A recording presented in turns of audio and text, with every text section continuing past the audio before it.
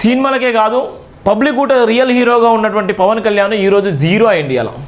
ఇలా రియల్ పవన్ కళ్యాణ్ అయిపోయింది. ఎందుకు చెప్తున్నా అంటే పిఠాపురంలో కుల బహిష్కరణ, నీ సొంత నియోజకవర్గంలో కుల బహిష్కరణ జరిగింది.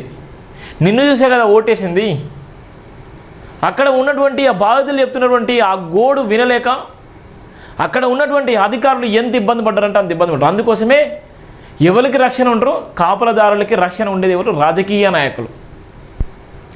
రాజకీయ నాయకులు ఆడేటువంటి డ్రామాలు ఎంత భయంకరంగా ఉంటాయండి. రాజకీయ నాయకులు కబందస్తలో ఐఏఎస్ ఐపీఎస్ అధికారులు కూడా వాళ్ళ చెప్పినట్టే వింటారు.